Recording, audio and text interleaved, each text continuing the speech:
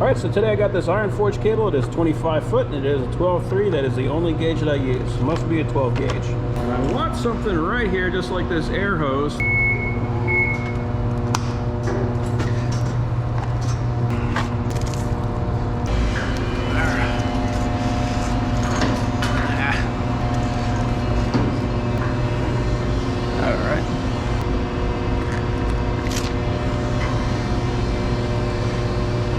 Okay, it's lit up.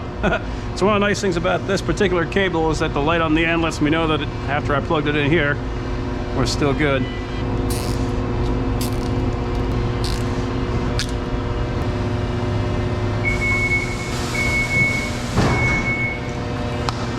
So there we go. Now we got air and power right above the table.